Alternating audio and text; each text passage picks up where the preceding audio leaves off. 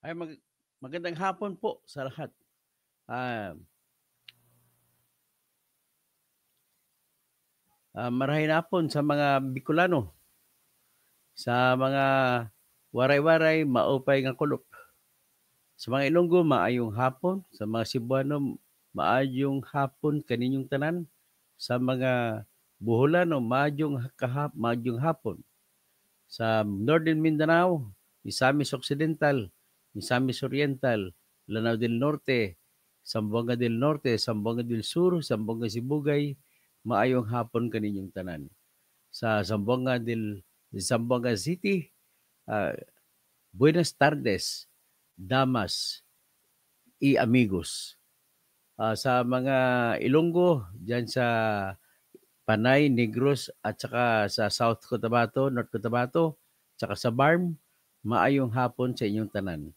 Sa lahat ng mga kapatid kong Maguindanao at saka Maranao, mahapon kanyong sa inyo langon. Okay? Sa mga sino pa? Basta kay magandang hapon sa inyong lahat. So bago tayo magsimula, habang nag-iipon tayo ng audience, i-entertain ko muna kayo dito sa isang isang tumatakbong senador na classic. Mahal naman ito ng lahat, kaya lang hinihingi ko na huwag niyo siyang iboto. O ito, pakinggan ninyo siya. Yan. Siya ang pwede mong tawagin pinakabobo sa lahat ng matalino or pinakamatalino sa lahat ng bobo. O ito.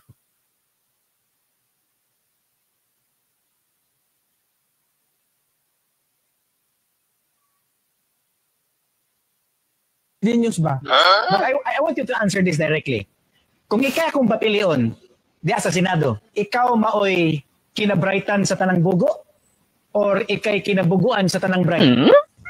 O ang tanong kay Pacquiao, anong pipiliin mo? Ikaw may lalagay sa grupo ng mga lahat ng mga bobo pero ikaw pinakamatalino? O sa grupo ng lahat matatalino pero ikaw pinakabobo? Tinatanong siya, anong piliin mo? Sige, pakinggan natin kung anong sasagot ni Pacquiao. Ang tagal niya sumagot.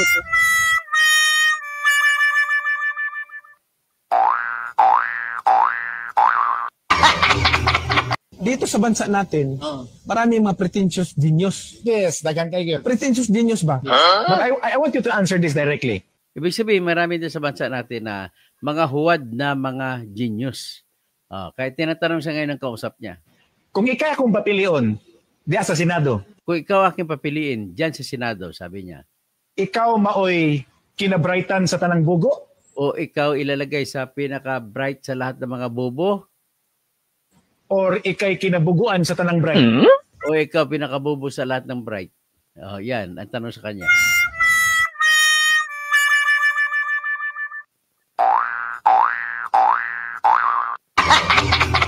Dito sa bansa natin, Kaya yan, entertain mo muna. Tapos, i-discuss ko ito mamaya, ipapakita ko sa inyo. Ito naman. Antayin ninyo. Ito po yung pakita ko sa inyo, ito po yung kontrata ng Kabagan Santa Maria Bridge sa pinakadakilang tulay na pinakamahabang tulay sana pero nawasak. Yan. Yan ang kontrata. No, di-discuss natin yan mamaya pagtapos nito. Pero tapusin ko muna yung vlog kong ito kay Percy Lapid. Ang contractor dito, RD Interior Junior Construction. Yan. Ang may-ari si Ricardo D. Interior Junior. Yan. Ang halaga ng kontrata na nakalagay, actually pinakahuling kontrata na to. Maraming package to. Siya lahat ang kumuha ng package, umabot na pa sa 1.2 billion ng lahat. So ang kontrata na rito, sa pinakahuling kontrata ay 274,806,456 pesos and 62 centavos. So, ipakita ko naman yung tulay na nasira.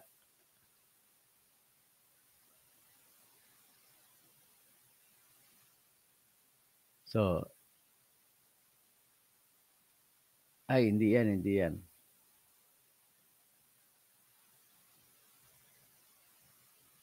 Ito.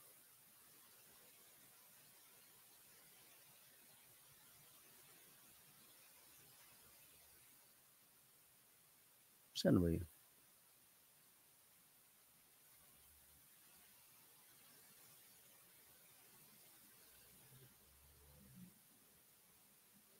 Cancel. Ulitin natin. Ayan. Ito yung kakibat na kwento niyan. Ipakita ko lang sa inyo. Mamaya ako na itatakil to. So, yan po yung tulay na nabagsak. 1.2 billion lahat yan. Marami yan, dugtong-dugtong. Sa pangatlong span ay bumagsak. Tingnan mo, galing sa malaking mahabang span.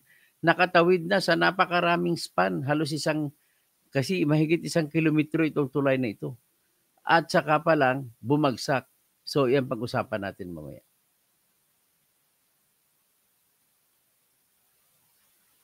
Hindi ako maniwala sa katwiran ng mga taga-DPWH na sinasabi nila ay dahil daw sa overload.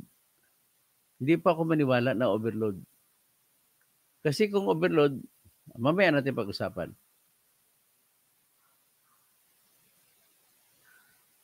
So, ito naman, yung mahal kong ama na laging nanonood sa vlog ko, sa live, ay tuwang-tuwa naman ako, nakita kong litrato niya. Siya po ay pinkish ang kanyang mukha at nakaupo sa kama niya, tinutulugan dun sa ancestral house namin, dyan sa Mindanao, at tinitingnan niya kanyang mga apo. O ito po, i-share ko lang sa inyo para naman makikita niya ngayon. Oh, Daddy, ito to, makita mo yung picture mo, mukha mo sa live O yan, ang tatay ko nakaupo, nakaitim na damit. Mula nung namatay nanay ko, laging nakaitim siya ng t-shirt at saka nakaitim na shorts. Yan lang araw-araw sinusuot. O tinitingnan niya yung mga apo niya. Yung apo niyang 2 lalaki at saka yung great granddaughter niya na si Cheska. Okay. So, ngayon pinapainom ko po siya ng isang capsule ng stem cell araw-araw. Kaya kung gusto nyo, maging masigla din kayo, PM nyo lang ako kasi iyan na lang po ang isa sa mga negosyo ko ngayon dahil wala na akong trabaho ng abogado. Saka iyan lang po ang aking kabuhayan sa ngayon. So, punta naman po tayo sa ibang sa pinaka-topic na natin. Pero bago tayo mag-pinaka-topic, mayroon lang akong ipasakalye na isa pa. Ito naman po ay patungkol sa adhikain ko na magsasampa po ako ng petition sa Supreme Court. Ito po yun, pakita ko sa inyo. Basahin ko yung sinabi ko, gusto nyo bang makasama para sa laban, para sa kainaman ng halalan natin?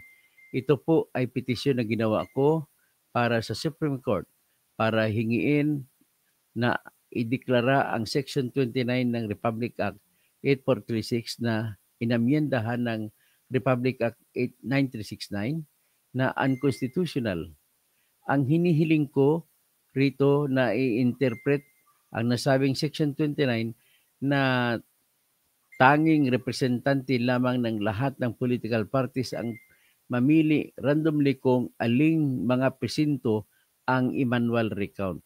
Pakibasa po ng petisyon kung pwede po kayo umayon sa petisyon na para sa bayan at kung umayon po kayo ay makatulong kayo sa panggastos sa ibabayad sa Supreme Court, notaryo at mag-xerox at mangopya ng petisyon sa papel na ihain para sa en-bank ng Supreme Court.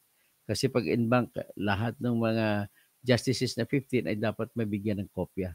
So ito po ang petisyon na ginawa ko. Basahin niyo lang po sa wall ko. Ayan po yan. Okay? Sinadya ko lang iksian na 6 na pahina lang para madaling basahin ng Supreme Court at nagtitipid tayo. So ganun lamang po. At I hope so that you are with me in the goal of achieving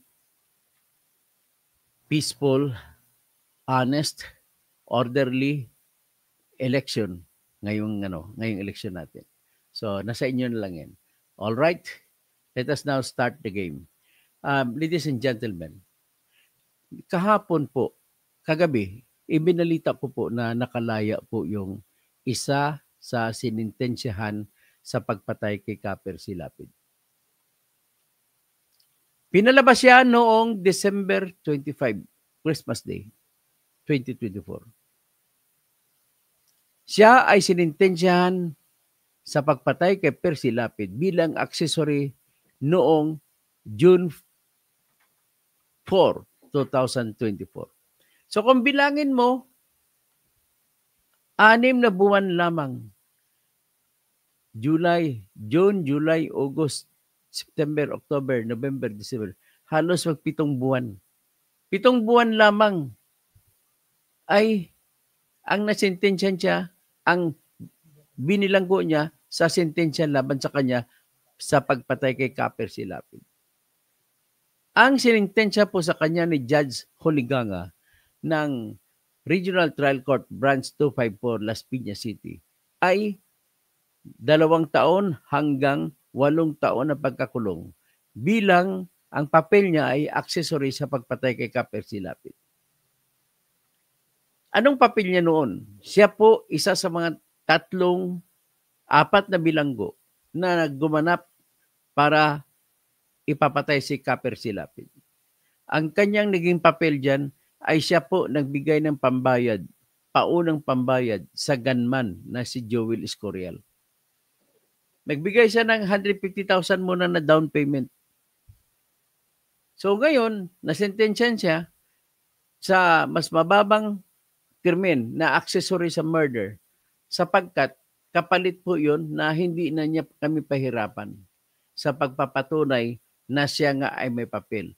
So kapalit nun, pumayag naman kami sa kanilang pakiusap na aamin siya at umamin nga. At sinintensyahan nga siya hanggang 8 taon na pagkakulong. Ganun pa man, malungkot. Lumabas siya noong December 25, 2024. Hindi natin alam. Busy yung bansa.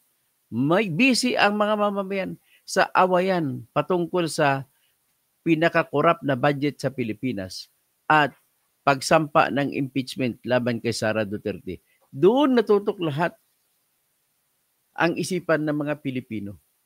Kaya hindi na malayan ito. Nalaman ko na lamang kahapon nung binigyan ako ng kopya ng release order. Binigyan po ako ng kopya ng release order.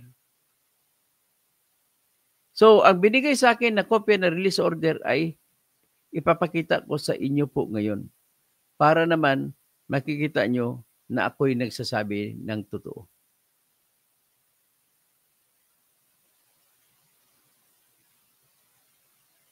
Ito po, dali lang.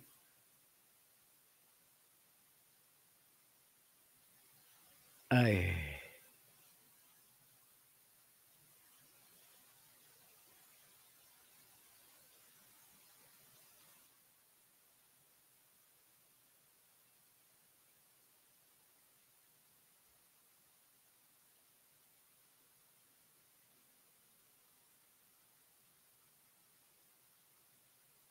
Oh, ito.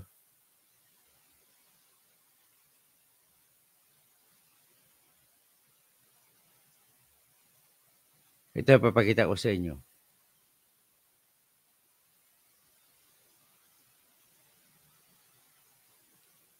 Ito po yung release order. Ang pangalan ng taong ito na pinalaya ay si Alfie Piña Redonda y Montelibano. Siya po ang pinakamayor ng grupong Happy Go Lucky. Ang grupong Happy Go Lucky po ay grupo ng mga preso dyan sa loob ng bilibid na puro mga Ilonggo ang mga membro. So ito po, titingnan nyo ngayon ang aking papakita na pruweba na luwaya na siya. Yan po ang pruweba. Palakihin ko siguro para mabasa nyo. So December 25 ang memorandum. Name of PDL, Alfie Piña Redonda y Montelibano.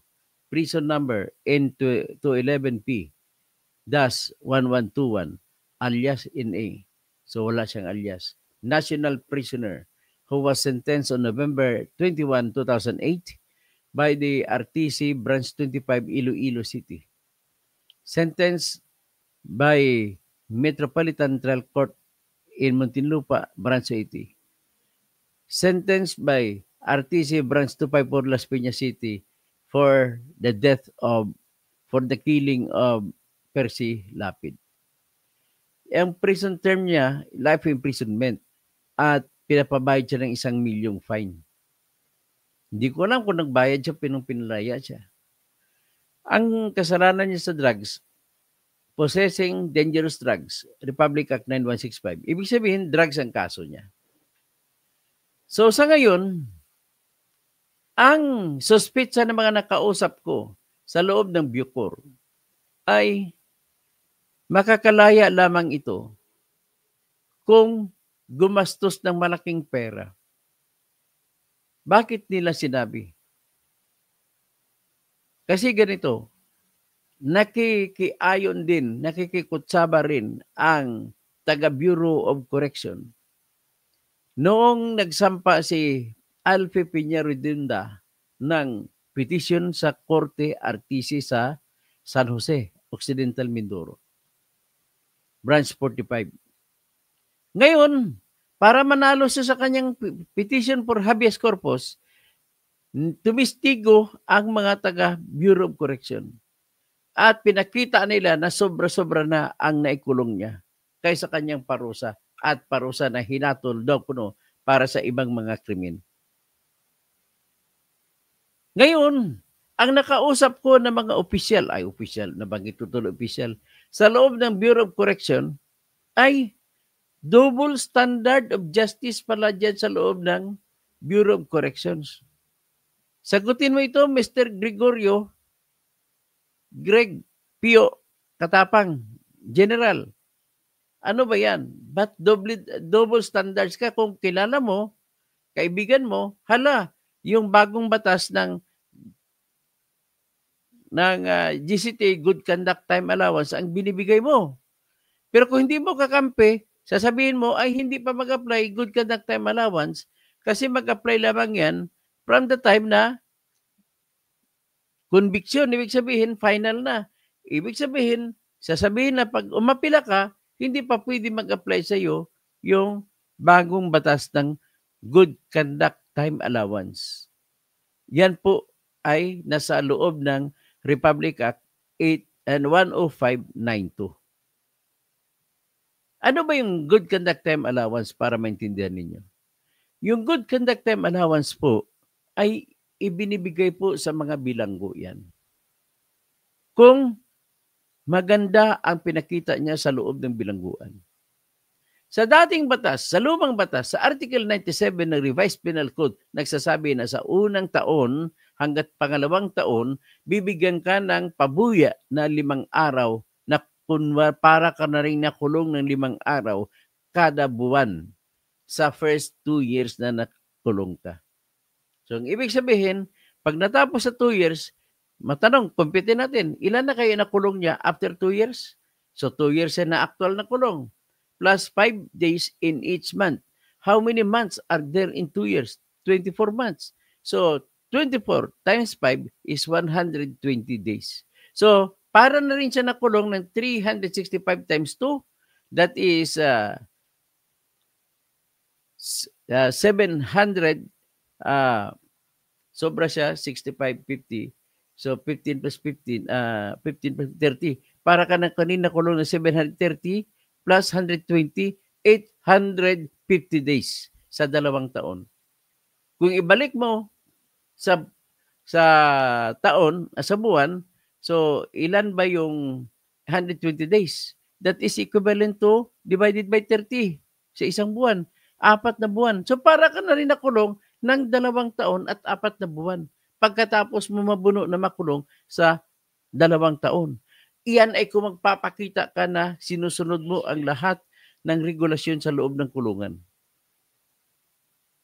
Pero sa bagong batas, Republic Act 10592, ang unang 2 taon ay hindi lang 5 taon, nagiging 20 days na. So, pag nakulong ka 2 taon, 24 months, nakulong ka 2 taon. Ngayon, meron kang 20 days in each month sa bawat buwan. So, how many months are there in 2 years? There are 24 months. So, 24 times 20. So 48, mapukulong ka na ng 480 days. So nakita nyo na. So parang 480 days, i-convert mo balik sa 30 divided by 3. So that is 1, tapos 3, 1, tapos sino ba yun? 8. So 18, tapos 3, 6. So 16 months. Divided by 12 months in 1 year, that is equivalent to 1 year and 4 months. So para ka na rin nakulong ng 3 years and 4 months sa isang first 2 years mo. Pag ikaw magpapakita ng kagandahang loob o kagandahang ugali, diyan sa loob ng kulungan, sa loob ng unang 2 taon.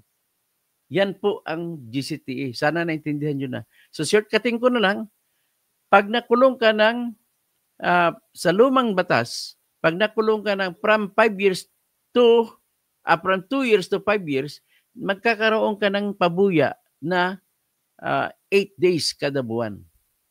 At kung from 5 years to 10 years, magkakaroon ka ng pabuya na 10 days kada buwan. At kung tuloy pa rin ang pagandang ugali, pinapakita mo, after 10 days, bibigyan ka ng 15 days na pabuya kada buwan. Yan sa lumang batas. Sa bagong batas po, sa first 2 years, magbibigyan ka ng biyaya na 20 days kada buwan na kulong. At kung pangalawang taon mo hanggat sa pang-5 taon, ay makakakuha ka ng 23 days kada buwan. Mula sa 5 taon hanggat sa 10 taon, ay makakakuha ka ng pabuya na 25 days kada buwan. At kung 10 taon pataas, makakakuha ka ng 30 days kada na pabuya na kunwari na kulong ka na 30 days kada buwan. At higit pa, at kung ikaw ay nagtuturo sa loob o di kaya ikaw nagme-mentor, magandang isipan mo, ikaw nagbibigay ng advice sa mga kasamahan mo dun sa loob ng kulungan, bibigyan ka ng 15 days. 15 days kada buwan. Grabe. So, ibig sabihin, kahit na nabilanggo ka, nasentensyan ka, tanggapin mo lang parusa sa'yo, ay mabilis din pag magpakita ka ng magandang asal. Pero sa kaso ni Alpe Piñaredonda, naging kaibigan daw siya. Mabait daw sa kanya si Gregorio Katapang, na siyang kasalukuyang director ng Bureau of Corrections. Inom muna ako ng tubig. Sabi ni Manny Pacquiao, pag gutom ka daw, inom ka ng tubig.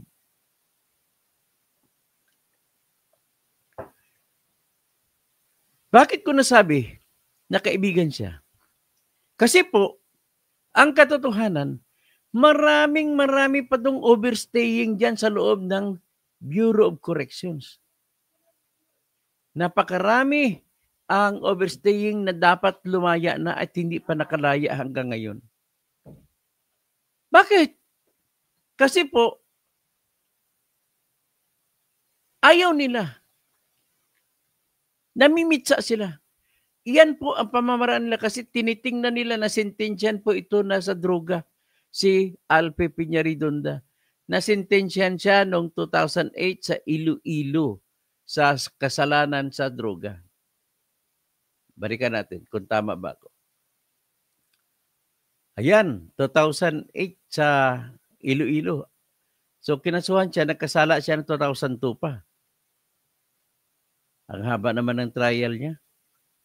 So anyway, so 2008, 2002 siya nakulong hanggang sa 2024.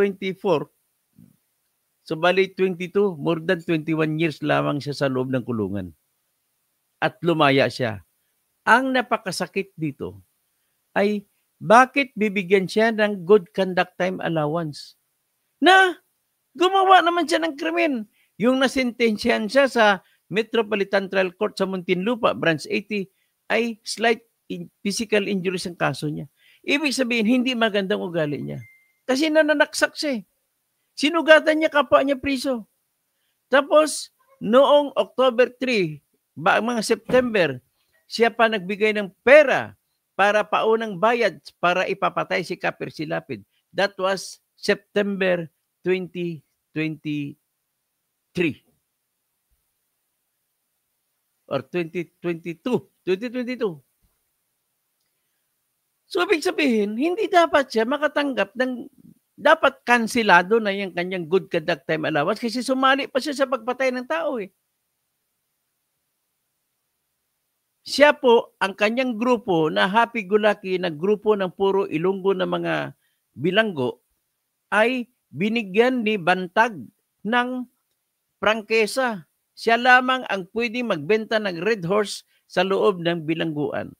Siya lamang ang pwede magbenta ng load sa loob ng bilangguan. Siya lamang ang pinapapalitan ng GCash na pinagpadala ng mga kamag-anak para sa mga kamag-anak nila na nakakulong doon. At ang alam ko, sa bawat 1,000 na pinadala ay kukunin lang 150 pesos. Sa 150 pesos, 100 niya yung bibigay sa direktor, kay Direktor Bantag. Ang iba, paghati-hatian na nila. Kita mo, sa ano lang 30,000, hindi bumababa sa 30,000 ang preso diyan sa Bilibid lang.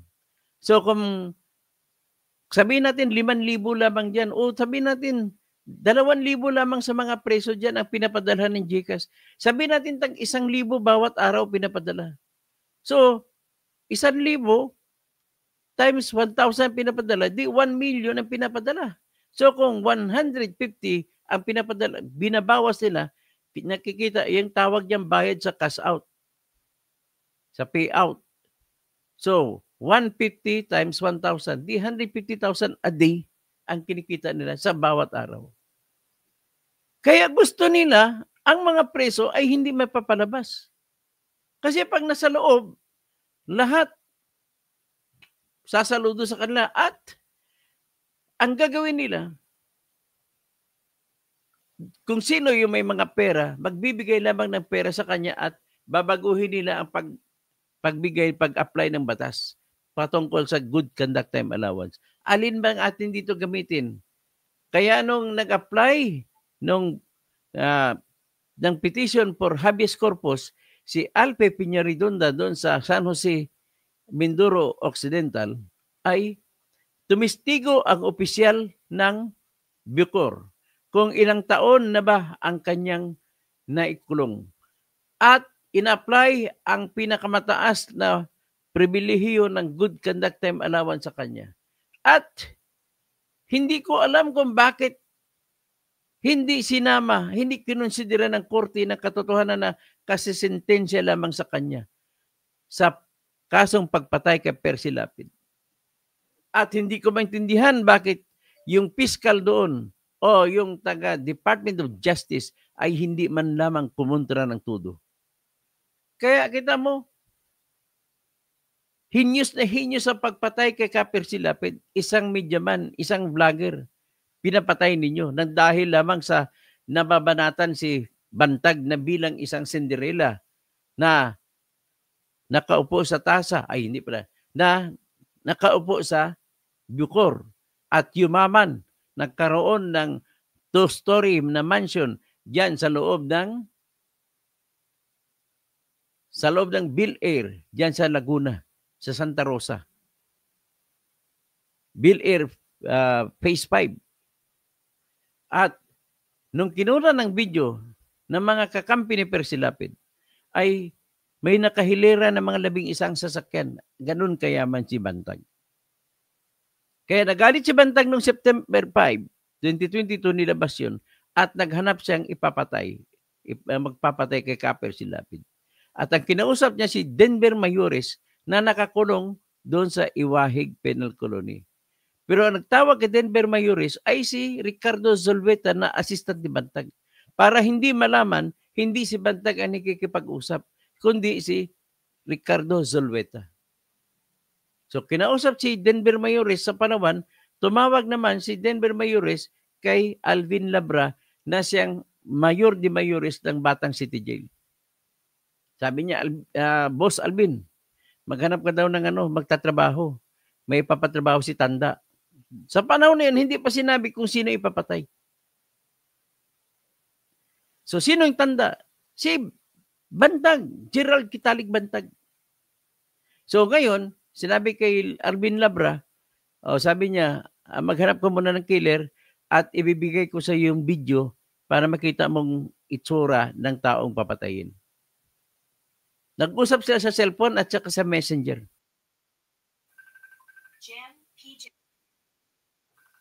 Pakisagot mo muna. So, ngayon may So, nung nangyari kasunod, kinausap naman ni Alvin Labra ang iba pang bilanggo na si Aldrin Micusa Galicia na siyang mayor de mayores ng Sige-Sige Sputnik Gang sa loob ng bilangguan. At kinausap niya rin si Alpi Piñaridunda na itong nakalabas na siyang magbibigay, tutulong sa pagbabayad sa magtatrabaho o sa kilir na kukunin. Kaya yun ang nangyari. Yun ang naging papel ni Piñaridunda. At umamin siya sa RTC. Nandoon ako nung umamin siya. Umattend ako ng hearing. So kaya sentensyado siya. Pero yan ang nakuha ko dito na sobrang lakas daw ito si Alpi Piñaridunda. Or hindi ko alam kung isa-isahin, panayain ang lahat ng mga nakulong na nasintensyahan dahil kay Percy Lapid para i-whitewash, para isa kaya itong scheme ni Bantag. Para kung wala na sila, lalabas ngayon si Bantag. Tingnan na lang natin sa kasunod natin pag-usapan yan. Pero in the meantime, ito lang muna maisabi ko sa inyo. Sobrang lakas. Marami daw, drug lord na ito daw, sabi ng aking source. Level 2 na drug lord ito, si Alpi Piñaridunda. So sa ngayon, siguro malamang sa Iloilo na siya nagbebenta ng droga. Paano yan? Mayor Jerry Triñas, kakampi ka na ngayon ni BBM, dati makakaliwa ka. Ano ngayon yan? Nakalain mo na hindi ka pa nag-celebrate na holiday yung February 25 na pagkatalsik kay Ferdinand Marcos Sr. Ibig sabihin po, nadadapuan na ng pera ang kamay mo, Mayor Jerry Triñas. Sobra-sobra ka naman. Ang papalit sa inyo, sana tatakbo sana si Jed Madbilog, siya lang may kakayahan na tumalo sa iyo. Ngayon ang alam ko, pinapatakbutan ni Jerry Triñas yung kanyang anak na abogada. Ganon po, kahit sino dati mabait na politiko, ngayon puro political dynasty ang nasa utak. May natin pag-usapan political dynasty. Ito man na si Alpi Piñaridunda. Bakit? Ano bang dahilan? Magkano ang dahilan, General Gerardo Jerry Katapang? Bakit tinulungan niyo pa sa kanyang kasong petition for habeas corpus itong si Alpi Piñaridunda? At ang dami dyan, libo-libo po ang nag-overstaying sa loob ng bilangguan. At bakit hindi nyo na pinapalaya mga yan? Hanggang dyan na muna tayo. Magbabati na lang po ako. Ay, Stacy Flor, good PM po, Sentoto. Raket, good afternoon, maayong gahapon ha. Raket, bakit pinalaya at sino nagpapalaya? Tapos, pinalaya siya ng korte base sa ebidensya na sinumiti o records na sinumiti ng BICOR doon sa korte. Pinalabas na overstaying na si Alpi Piñaridunda. Hindi man lang nakita, kapapatay pa lang niya kay Percy tapos palayain mo. 100 million ang na sinasabi na binigay na dumapo sa kamay ng mga opisyal sa BICOR. Siyempre, sino pang sisihin natin yan? Ding ulo ng BICOR na walang iba kundi si Gerardo Pio Katapang. The Roadrunner, good day po, Dr. Bernard Magtibay, Maria Javier, marhay na hapon. Cesar Balmaceda, good afternoon. Marilo Fabian, blessed day po, Dr. Romel Garcia, magandang hapon po, Dr. Dada 100 mem. Wow, oo. Kasi drug lord yan. Simple lang yan. Bali wala lang sa kanilang 100M. Rodney Hoquinho, ay, sa classmate, kumusta? Okay, Dada. Tapos, Sabi ni Dada, isa mga tulay naman na bagsak substandard pagkagawa. Pag-usapan natin po mamaya yan. Hindi ako makatulog bilang isang civil engineer. Hindi ako makatulog kung bakit gano'n nangyari. Hindi naman nata nagbago ang pagtuturo sa lahat ng civil engineering schools. Sana ma-investigate, malaman kung totoo nga. Matotoo po yung SOP po. Saldi Duca, Katoto, balitaan mo kami tungkol sa kandidatura mo. Ay, huwag nyo na pong asahan, wala na pong pangalan ko sa ano. Magtatakbo na lang ako para sa 2028. Pero this time, presidente na takbuhan ko. Dada, magkano po ang stem cell tablet? Ay, ano po, ang isa po ay 2 times 7, 20K. Ang isang tabla, isang baso. Ay, isang bote na laman niya ay 60 capsules. So, Alan Sarte, tapos Zenet Tesner, Helen Joseph Adams, ganyan, baka kulang sa evidence, kaya na-dismiss. Ano bang, hindi na, paano na-dismiss? Alin ang na-dismiss? Kwento ko lang, napansin, alam mo Joseph, pinapahiya mo lamang sarili mo. Alam ko hindi yan ang totoong pangalan mo. Kasi ang lagi mong sinasambit sa pag-comment dito, yung comment na parang grade 1, pasensya ka na ha. Pero okay lang, welcome ka, manood ka lagi. Lerms busy, good PM Doc Toto. Ano pala ang nangyari sa tulay ng Kabagan Isabela? Ay, yung isang section, isang tulay, isang panel na tulay o isang section dyan ay bumagsak sa, mabuti hindi sa tubig na bahagi ng tulay. Walang tubig doon, ang Kabagan, ang ilog doon pa sa gitna. Dito na ganyan sa papatapos na siya. Papalapit na siya sa lupa. Doon siya nabagsak. So, 3 panel lang ang hahabulin niya para matawid yung tulay. Nabagsak siya doon sa pang the third to the last. Ibig sabihin po, mamaya ko na i-discuss kung bakit. Joseph Adams, apilan niyo ulit ang kaso. Alin mang na-dismiss? Ang problema ito, wala kaming karapatan kay Alfie Piña Redonda, pero tignan ko kung paano magtatawag ako sa Department of Justice. Alamin namin kung paano at ipapahuli namin ulit si Alfie Piña Redonda. So, Marilo Fabian, I agree po, Dr. to sa petition. Itong petition nakita nyo, ipapile natin ito. Tapos Racket, hello, Dad Toto, cowardly brave, nagpapatay dyan sa may sapak sa mata. Sino yung may sapak sa mata? Nenet Soriano, malakas pa din pangil ni Bantag, paano mga kampon po ng Duterte, yang kulungan, nakakalungkot, may mga protector pa dyan. Kadhama sa Jordan, Racket, tapos si Keep It Real, parang on the job na movie. Gregorio Babaran, sponsored by Tanda. Romel Bengson, magandang hapon po, Dr. Toto Bunyog, keep safe. Gregorio Babaran, akala ko ako sasagot.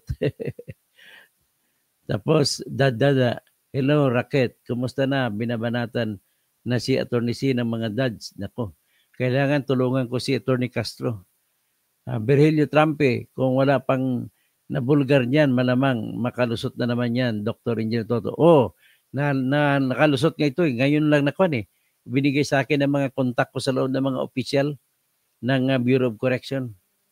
Good PM po, Engineer Toto Kausing. Racket, kaya nga, Dada, musta? Ben Romalyari, money talks talaga. Only in the Philippines. So, alam na din, sabi ni Cordley Brave, kung sino mastermind. So, Milagros Francisco, I don't believe Bantag is corrupt. But the evidence used otherwise, Ma'am Milagros. So, Racket, Mary Grace Santos, good afternoon. Cowardly Brave, Dada, sino pa? Si Marilo Fabian, ang layo pa din ng hostisya kay Kapersi. Ken Banyel Bintulan, paano na si Jen Bantag na siya napagbintangan? Ay, sa totoo lang si Bantag, may malakas ebidensya namin sa kanya. Yun lang po ang katotohanan.